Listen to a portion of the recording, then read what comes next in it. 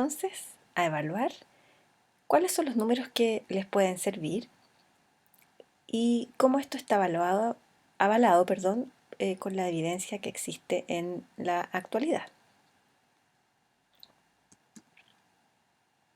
Hemos visto que los protocolos focalizados no incluyen números. Claramente buscan mediciones cualitativas y así responder preguntas bastante puntuales. La idea es que ustedes, por ejemplo, en el intraoperatorio, puedan responder en la presencia de una hipotensión refractaria cómo está la volemia del paciente, si el paciente se está infartando o no, si tiene un taponamiento, cómo está su pulmón, pero no necesariamente vamos a evaluar cuál es el gasto cardíaco en ese momento, cuál es cómo están los diámetros de sus paredes, pero probablemente yendo un poco hacia el futuro, es que cada vez vamos a ir aprendiendo más destrezas, vamos a ir pidiéndole más cosas al examen y en esto es que van a aparecer necesariamente los números y así las mediciones cuantitativas. Este trabajo publicado en la revista australiana de anestesiología es el resumen de la experiencia del Dr. Cowie, que es una experiencia bastante grande.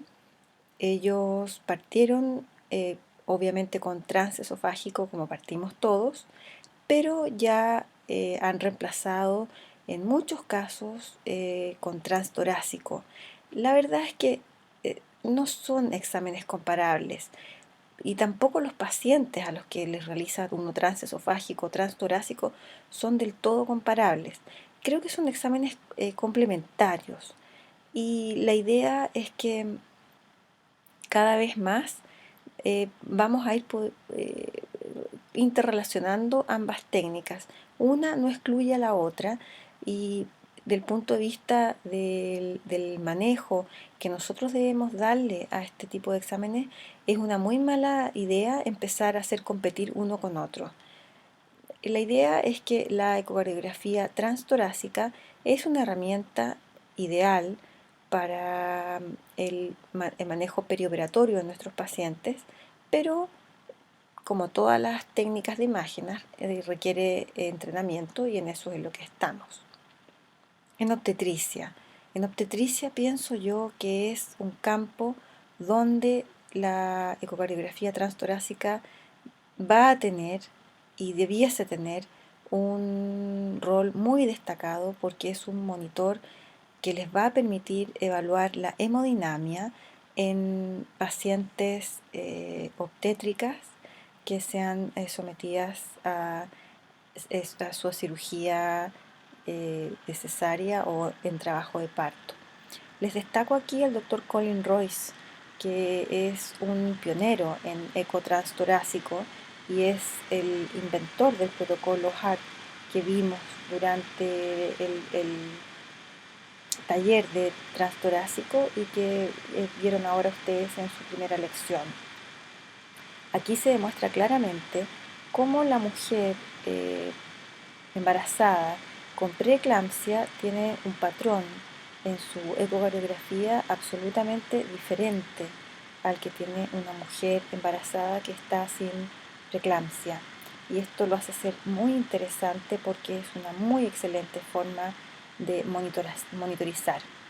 Como se enunció, la ecografía de pulmón y transtorácica va a permitir diferenciar si el derrame es pericárdico o si es un derrame pleural a través de simples mediciones como M o evaluando en tiempo real, es que uno va a poder evaluar si es líquido que está en el espacio pleural o si está directamente en el pericardio, que es lo que vemos acá. Aquí está el pericardio y aquí es un espacio que queda entre el corazón y el pericardio, como también vemos aquí.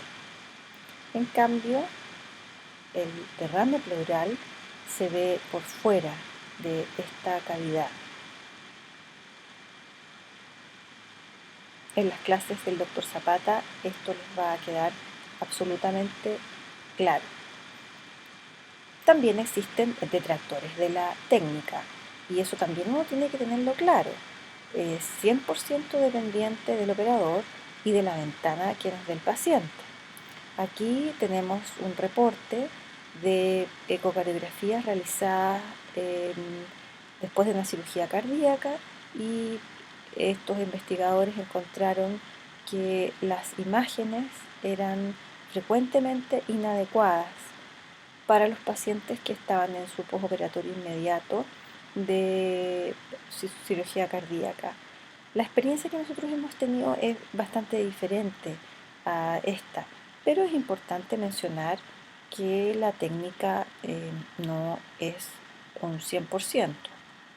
Y aquí ellos tienen su análisis estadístico donde demuestran que la verdad es que los pacientes que tenían esternotomía, la visualización del ventrículo derecho y el izquierdo fue bastante mala. Este trabajo es muy interesante. Aquí de nuevo aparece Royce y es algo que nosotros más o menos también estábamos estudiando y seguimos estudiando, y es el impacto de realizar eco transtorácico en pacientes ancianos que vengan a operarse de cirugías cardíacas de urgencia. Estos son una población bastante sesgada porque son todos mayores de 65 años y tienen antecedentes y riesgo cardíaco aumentado. Pero lo interesante de este trabajo es que ellos encontraron eh, eh, nuevos diagnósticos, fundamentalmente estenosis aórtica. Y yo creo que a todos ustedes les pasa lo mismo que está ocurriendo en nuestro quirófano, y es que la edad de los pacientes ha ido aumentando de manera muy significativa. Y ahora no es extraño que lleguen pacientes mayores de 80, incluso mayores de 90 años, a operarse. Y está absolutamente demostrado que la esclerosis de los velos aórticos es absolutamente, está relacionada absolutamente con la edad. Entonces, la incidencia de estenosis aórtica probablemente es mucho mayor de la que nosotros conocemos.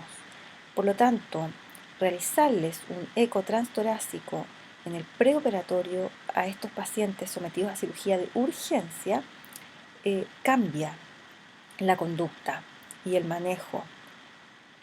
Aquí tenemos suspensiones de cirugía, inicio de drogas vasoactivas, eh, bolos de volumen. Aquí el paciente que está en falla cardíaca cambió la conducta. Esto del cambio de la conducta es probablemente algo que nosotros no hubiésemos hecho si no hubiésemos contado con este eco transtorácico. Ventrículos vacíos, taponados, y por otro lado también es muy importante que el examen esté normal, porque les da un manejo y les da una tranquilidad que probablemente no hubiesen tenido si no hubiesen conocido el estado cardíaco de este paciente.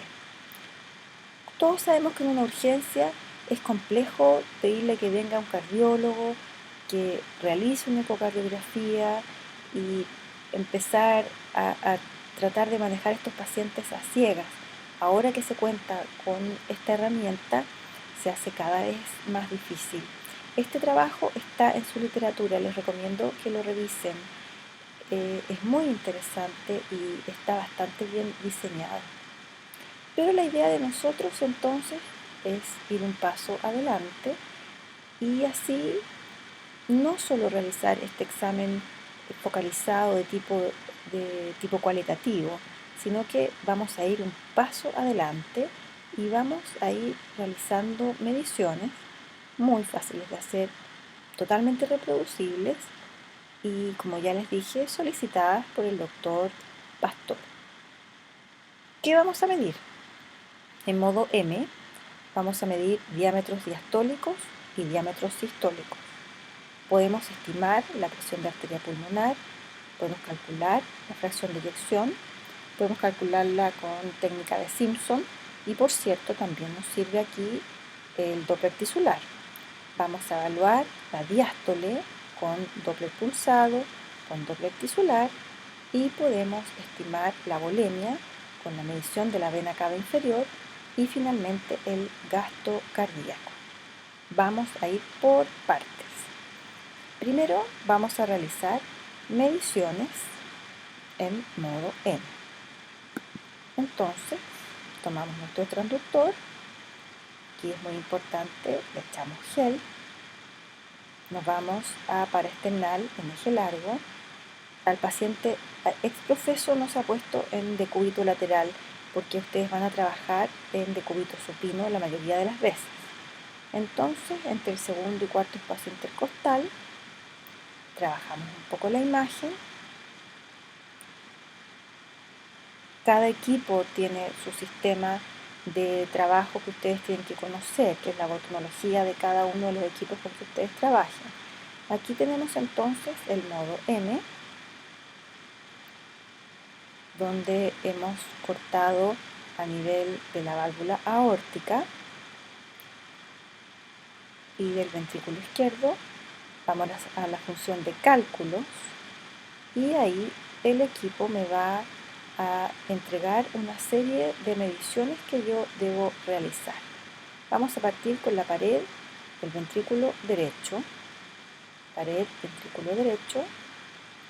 que medimos ahí, que es de 0,83 y la guardamos. Después medimos el diámetro del ventrículo derecho, que medimos de aquí hasta acá, y es de 3,02, y lo guardamos. Ahora vamos a medir el tabique interventricular, como ustedes ven ahí, 0,83, lo guardamos. Diámetro del ventrículo izquierdo, aquí estamos midiendo todo en diástole. Y finalmente pared posterior del ventrículo izquierdo en diástole, y ahí está, es de 0,83. Las mismas mediciones las podemos realizar durante la sístole del ventrículo izquierdo, que tienen que ubicarla en el momento en que está el electrocardiograma en sístole. Aquí se ve bastante claro la diástole y la sístole. Ahí tenemos entonces pared posterior, diámetro del ventrículo derecho, y así sucesivamente realizamos todas las mediciones en modo M, y así obtienen una visión bastante cercana de cuáles son los tamaños de las cavidades con las que ustedes están trabajando. También podemos medir en tiempo real, en 2D, y aquí tenemos el diámetro del ventrículo izquierdo, que es de 4,56 centímetros. Hay equipos como este que es muchísimo más avanzado que el que tengo yo en mi quirófano, y dándole sola esta medición, el equipo solo es capaz de calcular el volumen y la fracción de eyección con fórmula de Tait.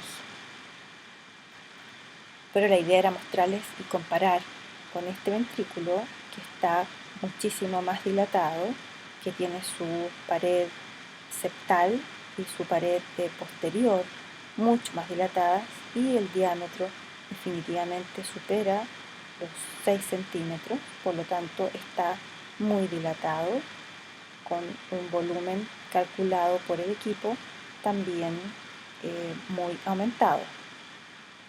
Otro ejemplo, donde tenemos un diámetro de 7,7 centímetros. Pero ustedes, de solo ver este ventrículo izquierdo, se dan cuenta de que está sumamente dilatado, así como también su aurícula izquierda.